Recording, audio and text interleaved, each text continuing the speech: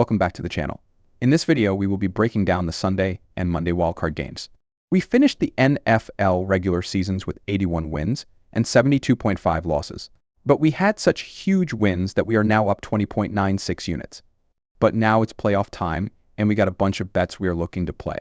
In this video, I'll break down my opinion on the game, my bets, and some insights. And if you're new, make sure to subscribe and hit the notification bell to never miss more sports bets and news. We have 4 games here to pick from. The 7th-seeded Denver Broncos will make their first playoff appearance since their Super Bowl 50 victory when they face the 2nd-seeded Buffalo Bills on Sunday. The Bills, appearing in the postseason for the 6th straight year, have not advanced beyond the divisional round since falling to the Kansas City Chiefs in the 2020 FC Championship game. The Broncos, who finished 3rd in the AFC West, had a 4-5 record on the road this season. Meanwhile, the Bills, winners of their 5th consecutive AFC East title, went undefeated at home with an 8-0 record. The game kicks off at 1 o'clock at Highmark Stadium in Orchard Park. So how I am playing this game is a few ways. First, I am looking at Josh Allen. In games that are close, he runs a lot. In games where it isn't close, he doesn't. In the games that were close, like against the Lions, Rams, and Chiefs, he ran 10-plus times in all of those games, and he rushed for 55, 68, and 82 yards in those games. Personally, I think Denver's defense is going to play well and keep this game close, so that means I am looking at Josh Allen's rushing prop and the over. His prop is set at 40.5 yards, and I'll take the over here. Next, I am looking at Bo Nix as well. So there was a good 6-game stretch or so where Bo didn't really run at all, but recently he has been raking off. In the last 4 games played, he has rushed 7 times twice, 8 times once, and 3 times in the other game. But in those games, he has at least 23 yards or more. He has had 25, 31, and 47. I think we see a couple of designed runs, as well as some scrambles from Bo, and I can see him getting 25.5 yards, which is what his prop is set at. I'll take over this as well. I'm also taking a flyer on Courtland Sutton.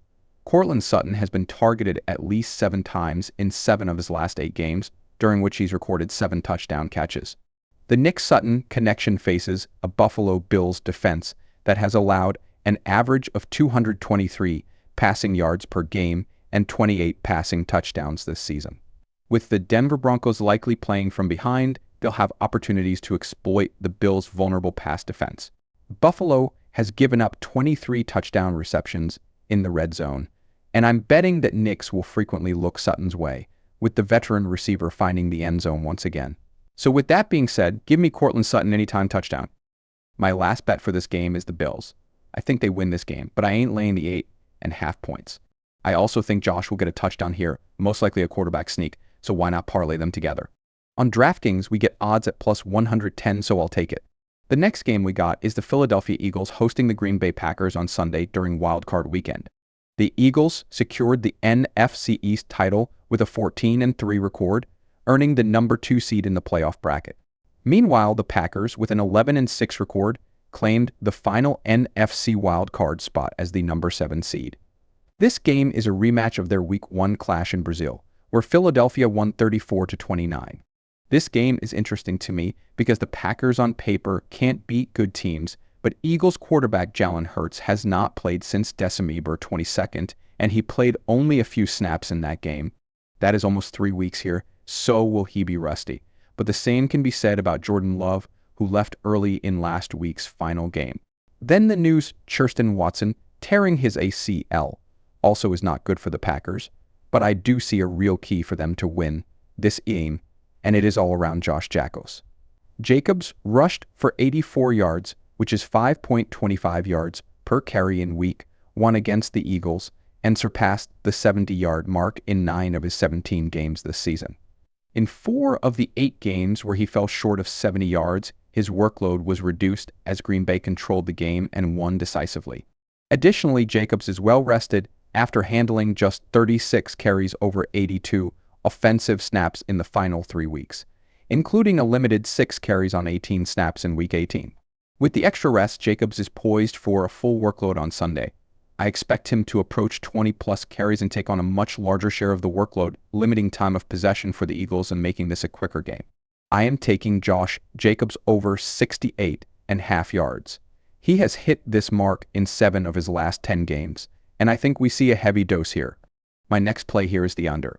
Sunday's matchup in Philadelphia features two of the most run-focused offenses in the league, setting the stage for a game dominated by short gains and a running clock, a classic formula for hitting the under. The Eagles and Packers rank first and third in rushing play percentage, respectively. Both teams also boast elite defenses, ranking third and fourth in EPA allowed per play. Philadelphia has been particularly effective against the deep ball, allowing the second fewest passes of 20 yards this season. The Eagles have thrived under Vic Fangio's intricate defensive schemes, showing significant improvement since their Week 1 meeting with Green Bay in Brazil. Give me the under here. My next bet is one that I went back and forth with. I am taking the Packers money line, as sometimes you just get a gut feeling, and that is what I got here. For some reason, I just see Jordan Love making a few insane throws and the Packers winning a crazy upset. I think if they can run the ball efficiently, they can limit possession, and that is huge in a game like this because the Eagles start so slow. The Eagles are slow starters and they have struggled in the first quarter. If they get off to a slow start, they can look up and all of a sudden they could be down 10-0. And if that happens, they might not be able to feed Barkley 30 times, forcing Jalen to beat them, who hasn't played in 3+ weeks. So yeah, give me the Packers to win in a wild upset. The Tampa Bay Buccaneers will face the Washington Commanders in the Wildcard round of the 2025 NFL playoffs on Sunday Night Football. The Commanders finished the regular season with a 1-2-5 record, securing the 6th seed in the NFC playoff bracket. These teams previously met in Week 1, where Tampa Bay defeated Washington 37-20. Buccaneers are also getting healthy, with Cade Otton practicing fully on Thursday and could make his first appearance since Week 15. I like the Bucs here in this spot. In NFL history, rookie quarterbacks have started playoff games on the road 22 times, with their teams posting a 5-17 record. Those aren't exactly promising odds for the Commanders, and the fact this line is just 3 points make me really like the Bucs here. Also on the other side, you got Baker Mayfield, who is amazing in Wildcard weekend. He is 2-0 with 6 touchdowns and no picks. This Buccaneers team didn't look amazing last weekend, but that was basically a playoff game for them. It was win and you're in.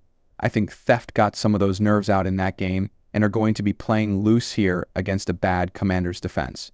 In fact, the Washington Commanders defense struggled on the road this season, ranking 27th in road net yards per play at -0.6. And there's a lot more stats to back that up. EPA per play, they ranked 24th overall and 29th against playoff teams. Their success rate, they ranked 21st overall and 11th against playoff teams. Their rushing defense, ranked 25th in the league, allowing 132.1 yards per game. And lastly, their defensive EPA per dropback, ranked 24th, which was the third lowest among the 14 playoff teams. Give me the Buccaneers minus the 3 points. And that leads me to my next bet all around Bucky Irving. With Pro Bowl cornerback Marshon Lattimore back in Washington's secondary, the Buccaneers may opt to focus less on the passing game. Instead, I see a big dose of rookie running back Bucky Irving in the ground attack. Irving has emerged as one of the league's top backs late in the season, delivering 3 100-yard games since December. The Commanders' defense has struggled against the run, ranking 30th in rushing yards allowed per game at 137, 28th in yards allowed per carry at 4.8, and 27th in defensive rush EPA. Next, the Commanders are getting some help. With Pro Bowl cornerback Marshon Lattimore back in Washington's secondary, the Buccaneers may opt to focus less on the passing game. Why is that a big deal? Well, Mike Evans has averaged just 2.6 catches for 43.6 yards in 13 games head-to-head against Marshon Lattimore. Now, this is excluding one big game he had in Week 18, where Mike went for 147 yards and a touchdown, but in 14 games, one big game is bound to happen, and I like our odds regardless here. So we're taking Mike Evans and his underprops. His prop is set at 75.5 yards. And if this game goes how I think it might, I see a huge game for the running backs of the Bucs. So I'll take Mike Evans under 75.5 yards. Now let's look at the Commanders. Excluding Week 18, when he only played the first half, Jaden Daniels has rushed for 65 or more yards in 4 of his last 5 games. In their Week 1 matchup, he tallied 88 yards on 16 carries. Daniels ended the regular season with 891 rushing yards, including a league-leading 595 yards on scrambles.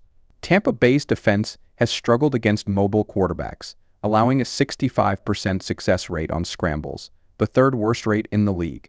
Daniels also boasts a league-best run grade of 93.0 when blitzed, and with the Buccaneers blitzing at the third highest rate in the NFL, he's likely to face plenty of pressure. Tampa Bay's top 10 rankings in sacks and pressures should push Daniels out of the pocket, giving him ample opportunities to make plays with his legs. With all that being said, I'll take Jaden Daniels over 50 rushing yards. The last wildcard game we have is Vikings at the Rams, but due to the disaster in Los Angeles, the game was moved to a neutral site in Arizona. Despite finishing the regular season with an impressive 14-3 record, the Vikings did not win their division. In Week 18, they were defeated by the Detroit Lions, 31-9, and looked terrible. Sam Darnold looked like his old self, and that can't be happening at a worse time. Meanwhile, the Rams secured the NFC West title and rested their starters in a 30-25 loss to the Seattle Seahawks in Week 18. These teams previously met in Week 8, with the Rams winning 30-20. So my first play here is around the Rams and their red zone defense. The Los Angeles defense may not excel in many areas, but they've been effective at shutting down opponents in the red zone.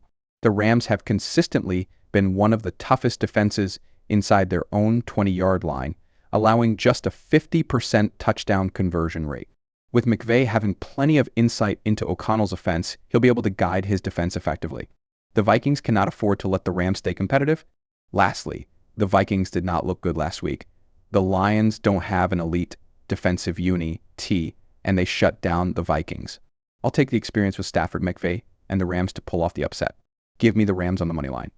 Next, I am looking at the number 1 wideout on the Rams, and no, this is not Cooper Kupp, it's Puka Nacua. I'm taking Puka Nacua to have over 87.5 yards.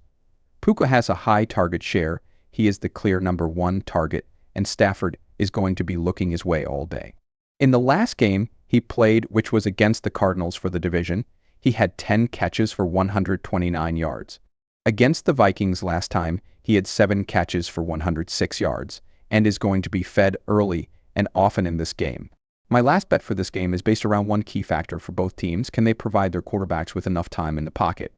Matthew Stafford posted the worst passing grade under pressure according to PIF, while Sam Darnold struggled heavily last week against the Lions, who recorded 22 hurries. However, I believe both quarterbacks will have time to make plays in this game. The Rams' offensive line showed significant improvement throughout the season, allowing no sacks in 7 of Stafford's last 10 starts. This includes a Week 8 game against Minnesota, where Stafford threw for 279 yards and Kyren Williams rushed for 97 yards. The Vikings blitz at the highest rate in the NFL, but if they fail to apply pressure, they risk getting burned. On the other hand, the Rams ranked near the bottom in pressure rate and were 28th in defensive dropback EPA, leaving their vulnerable secondary open to a potential big performance from Darnold and All-Pro WR Justin Jefferson. With that being said, give me the over of 48 points. Rams-Vikings over 48 points. So those are my favorite bets for Sunday and Monday wildcard games. And that is it for this week. Make sure to subscribe to the channel and like this video for more betting and sports news. See you in the next one.